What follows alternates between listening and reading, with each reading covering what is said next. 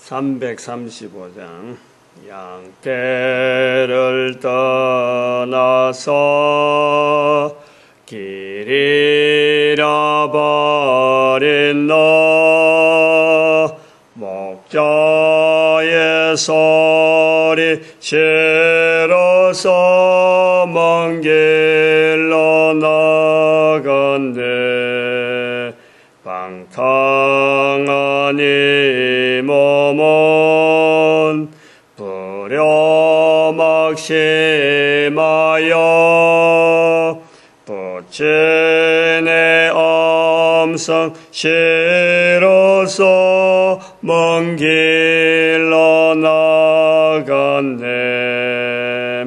양이 하나님 말씀 성령복음 11장입니다. 성령복음 11장 1절에서 18절 말씀 교독합니다. 1절 말씀 제가 먼저 받들어 본 것들입니다. 유대에 있는 사도들과 형제들이 이방인들도 하나님 말씀을 받았다 함을 들었더니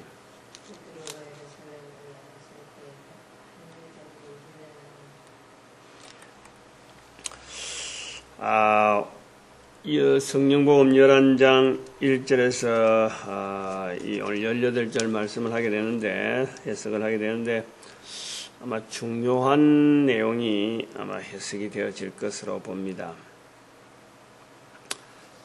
상황은, 베드로가 고넬료를 만난 것에 대해서, 이제 만나고 나서, 10장에서 만나고 나서 예루살렘에 올라가니까, 우리가 볼 때는, 이방인들 복음을 들었다. 예를 들면은, 참, 듣지 못할 사람들이, 절에 있는, 스님이 예수님 믿고 회개했다. 이런, 센세이션이죠, 센세이션. 큰 뉴스고, 이건 엄청나게 좋아하는 소식이잖아. 지금은 그렇게. 만약에 또, 신부가, 이 성당이 이게 아니다. 이 도대체 우리 민족을 위해서 쓰임받는 그런 기관이 아니다. 하고는 만약에 신부 중에 산 사람이 고백, 양심선언, 양심선언이 아니지. 이것도 신앙선언 정도로 막 외치면서, 참, 우리 민족을 위해서 이 성당이 바로 써야 된다 하고는 만약 그랬다. 이거는 어마어마한 센세이션이죠, 센세이션. 어마어마한 뉴스거리죠. 전 세계 토픽으로 아마 날 정도로, 어느 국가든지 성당에 있는 천주교 어떤 신부들이 어느 국가든지 그 국가 민족을 위해서 철저하게 그래서 교황과 고리를 끊어야 된다. 만약에 선포만 할 수 있다면요. 이거는 전 세계 뉴스거리가 되는 거예요. 아니, 그만큼 그걸 못 알아듣고 있는 그런 형편이다. 이제 요런 것을 지금 고넬료를 만난 베드로, 그래서 고넬료 가정에서 성령의 역사가 일어났다 하면은 정말 참 복음적으로 보면은 복음 전파하는 쪽으로 보면 너무너무 좋아할 거 아니에요. 그런데도 불구하고 지금 고넬료를 만난 것에 대해서 이방인의 집에 들어갔다. 이방인의 집에 들어갔다는 것 때문에 지금 베드로가 궁지에 몰린단 말이에요. 궁지에. 꼼짝 못하는 거지. 그건 다른 어떤 그 변명이 없는 거예요. 들어갔기 때문에 그 가서 뭐 했다 이런 게 아니고 들어간 것 때문에 꼼짝없이 베드로는 지금 형제들 사이에 하나의 나쁜 짓을 이제 형제들하고는 그 형제들 속에 사도들도 있는 거예요. 사도들하고는 같이 사역을 하지 못할 정도의 따돌림 받는 왕따 취급을 당할 수밖에 없는 그 입장에 들어가는 거란 말이에요. 여기에서 우리가 볼 때 베드로에게 요바에 있을 적에 베드로에게 3번이나 걸쳐서 하늘에서 먹을 수 없는 음식 보자기에 싸서 보자기에 달아가서 내려오는 그 환상 자체가 베드로에게는 큰 하나의 위로가 되는 거죠. 그게 있었기 때문에 그것 때문에 내가 들어간 거지. 어떤 연결되고 다른 사람이 가자 그래서 한번 뭐 구경 삼아 또 그러면 뭐 개인적으로 뭐 친분이 있어서 그러고 또 전도를 해야 되겠다는 사명 때문에 그런 게 절대 아니다. 자기도 안 가려고 그랬는데 오늘 보니까 8절에 보니까 주여 그럴 수 없습니다. 하나님께서 환상으로 보여주는 것인데도 불구하고 그럴 수 없다라고 이거는 물론 10장에서 분명히 표현했고 오늘 11장에도 또 이것을 다른 사람한테 이야기할 때도 내가 분명히 그럴 수 없다고 대답한 거다. 말한 거라는 거지. 그래서 갔다. 그것 보고 3번이나 그래 왔는데 마침 그때 세 사람이 나오네. 세 사람이 와서 나를 불렀다 하는 걸 듣고 갔다. 설명을 하는 거예요. 그래서 가서 보니까 참 사람들이 많이 기다리고 있어서 성령이 저들에게 임한 걸 봤다. 이런 걸 이야기를 하는 거죠. 오늘 내용은 성령이 임하더라 하는 것에 대해서 그래서 보고를 하는데 힐난하는 사람들한테 이야기하는 거예요. 변명하는 거예요. 그래서 그 사람들이 듣던 사람들이 그러면 이방인에게도 구원 얻는 생명 얻는 회개를 주셨도다. 18절 마지막에 그러면 하나님께서 이방인에게도 생명 얻는 회개를 주셨다. 이방인에게도 생명 얻는 회개를 주셨다.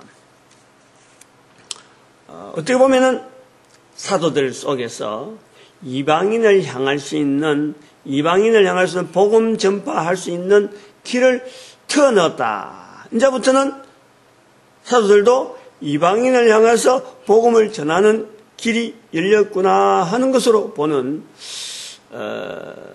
그런 어떤 우리가 구조를 보면 이제 시각 자체는 하나의 튀어진 거죠. 그렇다고 해서 이 사도들이 그러면 우리가 유대인들 버리고 이방인들한테 복음 전하 나가자.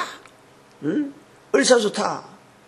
그 수많은 사람들 예수 안 믿는 예수 모르는 사람들이 이제 구원받게 됐구나. 기쁨으로 그럼 뛰나갔느냐? 말만 했지 안 하는 거예요. 말만 했지 안 나가는 거지. 응? 다시 말하면 이방인에게 복음 전한다 하는 이 벽이 어마어마하게 높다고 두텁다고. 응? 이방인에게 복음 전한다. 베드로에게 찾아간 그 사건을 두고 이방인에게 집에 간 것에 대해서 따졌지. 따지고 들었지. 그 이방인에게 복음 전한 그 성령으로 참 저들에게 임한 거 이미 들었거든. 이제 베드로를 통해서 들을 적에 베드로가 보자기를 싸서 내려오는 그 사건을 통해서 이 사람이 안 가려고 했는데도 어쩔 수 없이 갖고 난 그걸 받아들인 거예요. 그래서 성령이 저들에게 임했다는 소리에 참 하나님께서 이방인에게도 생명 얻는 회개를 주셨더라 하는 이런 고백을 같이 하면서 이제 그 문제가 해결되는 거죠. 해결되는데 베드로가 고넬료에 갔던 그 사건 자체가 해결되는데 마지막 표현에서 생명 얻는 회개를 주셨다 하는 것으로서 이제 그저 마무리를 한다는 거지. 그렇다면 우리가 복음을 전하는데 이방인들에서 쎄 벌리는데 저 죽어가는 영혼들 우리 어떻게 하고 통곡하면서 지금까지 우리가 놓쳤다 하고 이런 자세가 아니라는 거지. 우리는 그래 할 것 같은데 새삼스럽게 전도할 환경을 우리가 그동안 놓친 것에 대해서 회개하고 참 가야 되겠다 하고 막 이런 다짐을 하는 그런 것이 아닌 거예요. 본문이 주는 뉘앙스라든지 흐름은 지금 이렇다. 근데 오늘 여기서 우리는 중요한 우리가 잘못 알고 있는 그 역사 내용에서 우리가 그 흔히 쉽게 이야기하는 유대인들이 예수님을 죽였기 때문에 하나님께서 유대인들을 AD 70년 로마군에 의해서 예루살렘이 완전히 멸망당하고 2000년 동안 나라 없는 백성이 되게 해줬다. 이게 일반적인 정설로 되어 있는 거예요. 일반적으로. 요것이 아니라 하는 것에 대해서 우리가 방향을 잡아가는 거예요. 응? 하나님께서 이스라엘 백성들을 참 구약에서부터 홍해를 가르고 구원해 내면서 바벨론을 포로되고 포로에서도 돌아오게 하고 그 이스라엘과 연결되어지는 하나님 앞에서의 나름대로 택한 백성으로서 사도 바울이 하나님의 말씀을 맡았다 하는 그 분명한 자리가 있던 그 민족을 멸망시킨다. AD 70년 로마군에서 나라가 없이 돌아다니는 그 자체를 멸망시킨다라는 눈으로 보게 된 우리의 이 시각을 오늘 본문에서 바꾸려고 하는 거죠. 제가 의도적으로 그래 보는 거예요. 의도적으로 연결하는 거죠. 지난 수요일 날도 그 말씀에 대한 언급을 내가 분명히 했고 우리가 지금 잘못한 전도를 못하게 해야 되는 원인 하나 중에서 그 부분을 분명히 말씀을 드렸고 오늘날 유대인들이 지금 그 팔레스타인에 있는 유대인들이 기독교라 그러면은 치를 뜨는 이유가 왜 그렇느냐? 우리가 이 해석을 잘못해서 그래.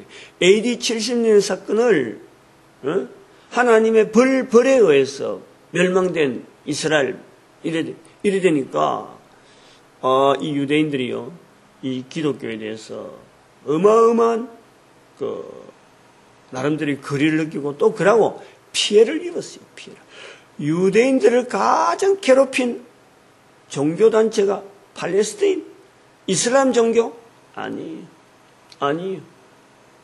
그거는요 십자군 전쟁 때에 일어나는 사건만 봐도 우리가 알아요. 이슬람 오히려 유대인들이 이슬람하고 같이 있을 때는요 평화로웠어요. 그러나 기독교가 들어가면서 그때부터는 오히려 유대인들을 박해한 거예요. 그 지역을 이스라엘 사람들을 박해했다. 왜냐하면 예수님을 죽인 민족이다. 이래가지고 박해했다는 거예요. 왜 예수님을 죽인 민족이라고 박해했느냐? 이제 여기서 우리가 그 AD 70년 사건을 로마 제국에 의해서 313년에 로마 제국에 의해서 그 기독교가 공인이 되어지면서 그러면 예수님을 믿는 무리가 된 거죠. 예수님을 믿는 무리로서 이제는 이것이 국가 공인이 되어지는데 도대체 예수님이 어떻게 죽었느냐라는 것을 설명해야 되죠. 로마 제국 안에서 로마 제국이 이제 인정하는 어떻게 보면 공인된 하나의 종교로서 인정하게 될 때에 로마 제국 안에서 로마 제국의 보호를 받으면서 이제는 예수님의 죽음을 이야기하게 될 때에 예수님의 죽음의 책임에 대한 내용. 지금 로마 제국이 버젓이 있고 유대인이 버젓이 있는 거예요, 지금. 유대인이 버젓이 있다니까. 그건, 유대인 자체가 사회적인 여러 가지 어떤 기구에서는 떨어져 있지만은 버젓이 살아있는 그때에 기독교들이 이 AD 70년의 사건을 이제는 하나의 모델 삼아서 하나님께서 이 유대인들을 멸망시킨 이유를 예수님을 십자가에 못 박힌 책임을 저들에게 떠넘긴 거예요. 유대인들은 버젓이 있지만은 힘이 없는 이제는 하나의 세력으로 지금 전락되어 있는 거죠. AD 70년 이후는. 그런데 로마 제국은 자기들을 비호하니까 기독교를 비호하고 보호하는 세력이 되니까 여기에 로마 제국이 죽였다. 분명히 역사는 로마 제국이 죽인 것으로 되어 있죠. 빌라도 총독이 죽인 게 되어 있는데 그 책임을 유대인들에게 떠넘긴다. 요것이 발상이에요. 요것이 시작이란 말이에요. 그 시작이 나중에 십자가 전쟁, 십자군 전쟁으로 인해서 십자군들이 참으로 예루살렘을 탈환한다 하면서 나갔지만은 거기에서는 이 예루살렘에 있는 유대인들을 무차별하게 막 아주 어렵게 만들었어요. 그리고 최근에 2차 대전 시절에 히틀러에서 600만이 죽을 때 기독교들이 주변에 있는 모든 나라들이 여기에 방관, 어제도 말씀했지만 살인의 방관 자세를 했어요. 살인. 600만 명이 죽으면 대단하잖아요. 600만. 몇 년이 아닌데, 두고 100년이라는 세월도 아니고, 불과 2, 3년 세월에 600만 명이 죽이는 온 유럽이 그야말로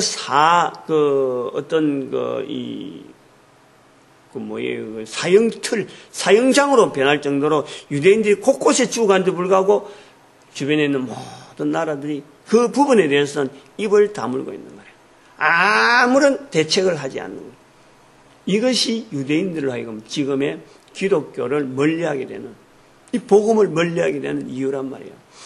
이 내용을요, 하나님은 하나님은 아픈 마음으로 본다는 거지. 유대인들이 이렇게 취급하는 것 됐어요. 하나님은 아픈 마음으로 보고 있어요. 그래서 AD 70년의 사건 자체를 올바르게 해석해야 될 필요가 있다. 그래서 제 같은 사람을 지금 쓰는 거죠. 무슨 다른 제 말고도 다른 사람 있었겠지만은 서로 안 되니까, 교통이 안 되니까 제가 이렇게 동영상으로 알려놔면은 나도 그래 생각했다. 이런 사람들이 나오겠죠. 그런 사람들이 모여서 이 역사에 잘못된, 교회가 분명히 잘못된 여러 가지 중에서 전도를 못하게 하는 지금 이 환경, 요 부분에 대해서요, 우리가 분명히 좀 인식을 하고 회개의 자세를 돌아설 필요가 있어요. 이 생명 얻는 회개, 유대인들에게 생명 얻는 회개, 요것만 강조하고 313년의 사건을 받아들였지, 실제로 로마 제국으로 하여금 예수님이 십자가에 달린 그 사건에 대해서 로마 제국이 회개해야 된다, 우리가 돌아서자, 이런 내용의 요구는요 안 하고 그냥 동성애 뿌린 거예요. 동성애 뿌렸다. 이제 요 내용을 일단 접어놨고, 이 AD 70년 사건 자체를 바르게 해석하는 그 자세가 오늘 본문하고 연결되어 있다.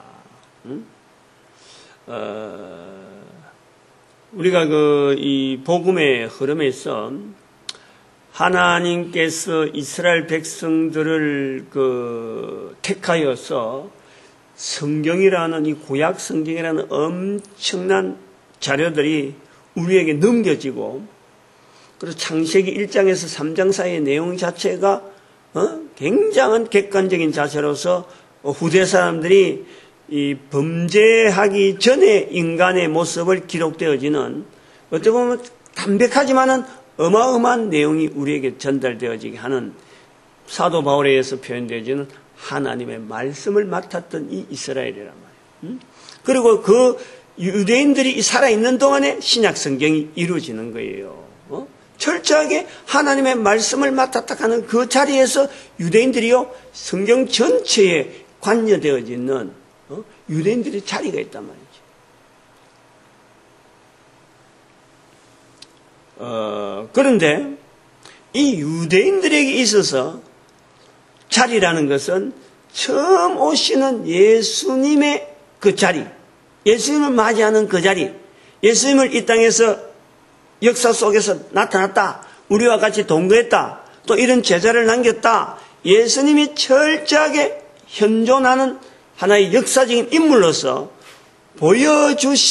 보여주는데 필요했던 환경, 그 이스라엘의 그 자리가 있단 말이에요. 성경이 되어지는 환경, 성경에서 기록되어진 여러 가지 내용이 예수 그리스도와 관계돼서 예수님도 말씀했지만은, 요한복음의 5장 39절에 너희들이 성경을 상고할 때 영생을 얻는 줄 상고하지만 이 성경은 전체 내게 대한 거다. 즉 하나님의 말씀을 맡았던 민족을 표현하는 이스라엘의 자리가 있다. 여기에서 이스라엘 민족이 왜 AD 70년에 이 사건 통해서 멸망당하고 2000년 동안 잠적되어지느냐. 그리고 우리나라가 해방되어질 때 우리보다 조금 빠르게 1945년 5월에 나라를 다시 찾는 이스라엘.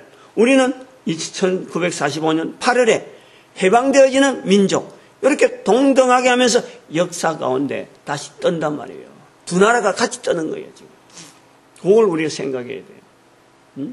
한쪽은 지중해 쪽에서, 나라의, 지구의 반대편이고, 또 한쪽은 태평양을 바라보면서, 이런 양상으로 보고 있다. 한쪽엔 육로에 아주 발달된 교통망을 가지고 있는 이스라엘. 하나는 해상과 지금 육로에 교두보적인 갖고 있는 반도 같이 뜨고 있는 거예요. 왜 2000년 동안에 이스라엘 백성들이 역사 속에서 묻혀져야 되는가? AD 70년 사건이 이스라엘의 멸망이냐? 아니라는 거지. 분명히 드러나잖아요. 지금 나타났잖아요. 그러면 우리가 시각을 바꿔야지. 멸망이 아니라는 것을 우리가 다 찾아야지. 그 멸망이 아닌 내용이 왜 이스라엘 백성들 하여금 AD 70년에서 이스라엘 백성들 하여금 역사 속에서 감추었느냐 하는 내용을 오늘 본문에서 찾아야 된다 이 말이에요. 유대인들이 이방인한테 복음 전하는 것을 이렇게 거부를 하고 있다니. 이렇게 유대인들이 이방인에게 복음 전하는 사도들조차도 이렇게 거부를 느끼고 이렇게 어려워하고 있는, 예수님을 분명히 받아들이는 이스라엘 백성들의 자리에서 예수님이 그리스도인 것은 사실이고 이걸 그리스도인 것을 백성들에게 지금 알리는데 그 한계가 유대인이라는 거예요. 유대인. 우리 민족이 그렇게 바라던 그리스도다. 우리 민족이라는 것만 알려주고 있다는 거예요. 그것이 사도들의 한계라. 근데 여기서 이제 사도로서 12사도는 아니지만은 하나님 예수님께서 직접 사도로서 바울을 뽑는데, 바울을 뽑을 때 예수님이 하신 말씀이 이방인에게 복음 전할 자다. 이 이방인에게 복음 전하는 이 방향 자체를 벌써 하나님의 그 인류 구원의 섭리에 이스라엘 백성들의 구약 성경이 있음에도 불구하고 항상 이것을 내재시키는, 이스라엘 백성들을 훈련시켜서 모든 민족으로 이스라엘 민족을 바라보게 만들어서 하나님을 바로 믿는 민족으로 모든 인류가 해야 된다 하는 하나님의 이 이스라엘 백성들 쓰는 틀이 딱 있다. 그런데 이스라엘 백성들은 자기 안에서 우리가 그동안 기다리던 그 메시아, 그분에 대한 표현만 계속하는 거예요. 그 범위를 넘어나기가 너무 힘드는 거예요. 성령이 너희에게 계시면 성령을 인정해라. 성령을 인정하는 이 이스라엘 백성, 오늘 베드로도 성령이 저들에게 내린 걸 봤다. 성령을 인정함에도 불구하고 예수님을 전하는 이 벽 자체가 너무 두터워진 거예요. 더 나가지 않는다. 그래서 예수님께서 직접 강권적으로 사도 바울을 불러서 저들에게 이방인에게 전하는 사도로서 자리를 매겨주는 거예요. 요래도 안 되는 거지, 요래도. 그 틀이, 어마어마한 틀이 있단 말이에요. 유대인들이 이방인에게 복음 전하는 사도 바울에 대해서 핍박하는 거예요, 핍박. 그 유대인 사회가 있을 적에 그런 거예요. 유대인의 그 70년의 멸망은 한마디로 말하면은 하나님께서 이스라엘 백성들이 가지고 왔던 이 하나님의 말씀을 맡았다는 이 복음 전하는 자리에 있던 예수님이 처음 오신 예수님을 맞이하는 이 환경을 만든 데서는 그 임무가 끝난 것에 대한 하나님의 표시라는 거예요. 흩어야 되는, 흩어버릴 수밖에 없는, 즉 그로 말미암아 다른 민족들이, 이방인들이 전혀 복음을 듣지 못하는 사람들이 복음을 듣게 하게 하기는 하나의 물고 트는 모습이었다. 복음을 딱 유대인에게만 가둬둘 수밖에 없는 이 구조인데 이것을 물꼬를 틀 수밖에 없는 이 복음에 대해 온 인류에 대한 구원을 하나님은 기획해서 이스라엘 백성들을 처음부터 하나의 모델로 삼고 어느 정도 한계를 두놨는데 그 한계가 바로 예수님 오실 때까지라. 예수님 처음 오신 모습까지. 이제부터는 물꼬를 트고 온 인류에게 이방인에게 복음을 전하는 형태로서 역시 성령복음 1장 8절의 말씀에 성령이 임하면은 땅끝까지 이르는 내 정인들 땅끝이 돼요. 땅끝이. 땅끝을 향하는 그 물꼬가 바로 이 하나님의 섭리에서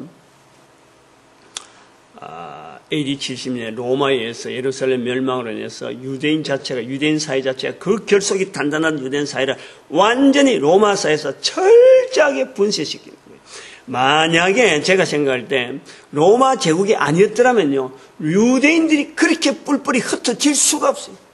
그 세력이 얼마나 강한데 2000년이 지난데도 불구하고 이것이 다시 일어나고 있잖아요. 2000년이 지났는데 그 시시하게 해갖고는 안 되는 거예요. 이 예루살렘 멸망을 해서 철저하게 로마 제국의 그 견고한 행정력, 유대 사회를 철저하게 분해시키는 그 힘이 없으면요, 예를 들어서 아니야말로 그 전에 바벨론에 포로돼 갔다는 거든지 안 그러면 아수르나 애굽이나 이런 엉성한 역사를 갖고 점령했다가는 다시 2000년 동안이 아니에요. 2000년 동안 갈 수가 없어요. 몇 년만 가면 다시 일어서는 그런 민족의 힘이 있다는 거예요. 그러니까 2000년 동안 잠적된 것은 하나님의 철저한 섭리로서 이 복음을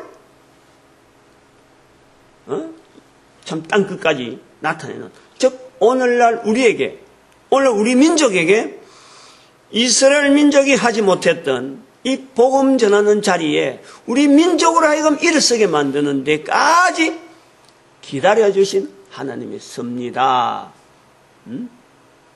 이런 내용들이 제가 일십 기부 국민운동을 하는 어떤 전체적인 어떤 구조에 이스라엘 백성들이 놓친 그 부분을 붙잡고 하다 보니까 이런 것도 깨달아지는 거예요.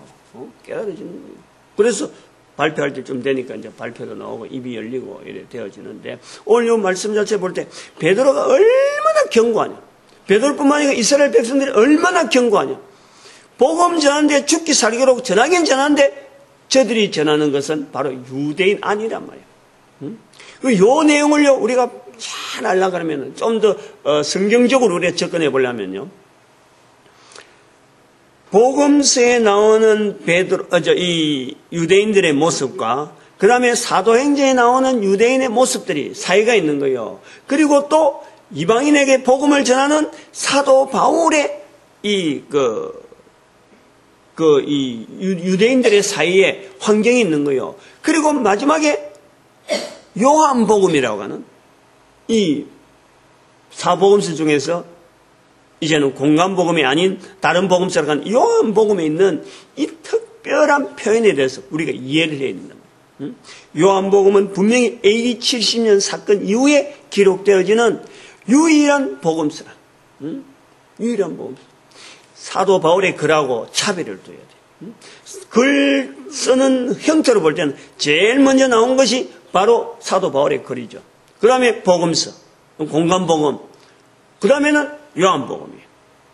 이런 흐름을 보면서 성령복음에 나오는 이 사도 베드로의 이런 표현은 그 모든 것에서 제일 앞에 나가는 거예요. 그래서 복음서의 자리 두자 하는 이런 것도 다 이유가 있는 거고, 이 복음의 흐름을 이렇게 쭉 볼 때 하나님의 섭리는 마치 요나서 같이 지금 요나로 하여금 가라 가는데 요나가 안 가려고 배 밑창까지 내려가고 그래갖고 결국 고래인지 뭔지 큰 물고기한테 덥석 삼키고 그것을 토해내는데, 죽음의 맨 밑바닥에 내려가서까지도 나중에 복음을 전하라 하는 그 현장에 가서는 하나님을 원망하는 그 자세. 구약 성경에 나타나는 하나님의 마음을, 참 그 깊은 마음을 깨달을 수 있는 자리에 있음에도 불구하고 못 깨달은 유대인의 모습을 우리는 보는 거단 말이에요.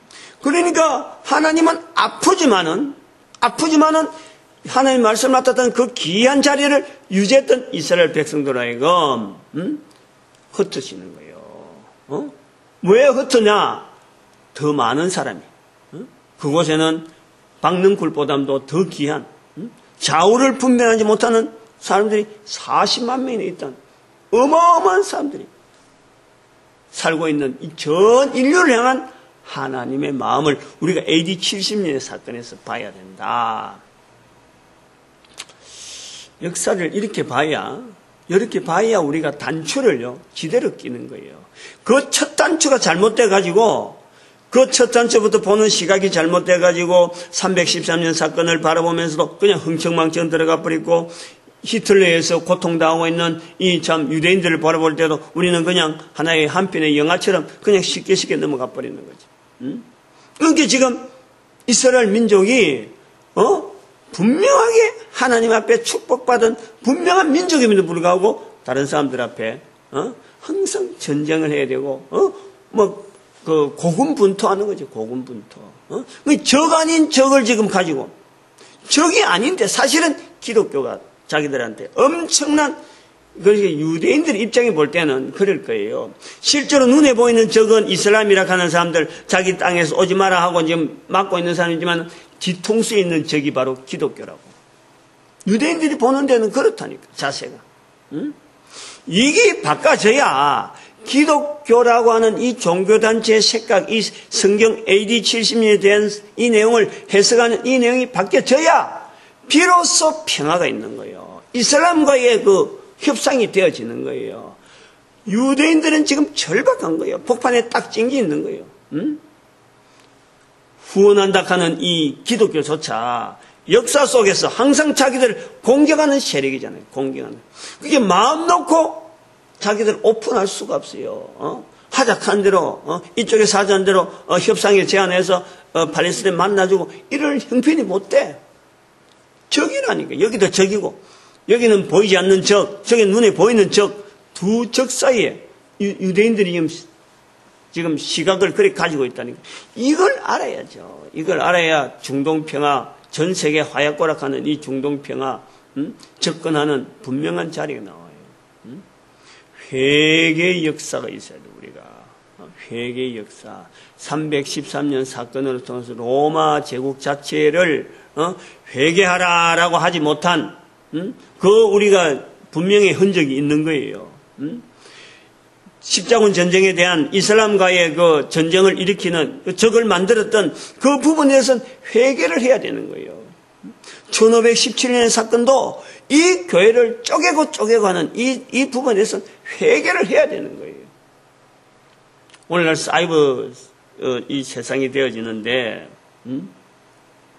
이것이 바로 회개할 수 있는 환경으로 우리에게 지금 전도 환경을 붙잡는 거죠.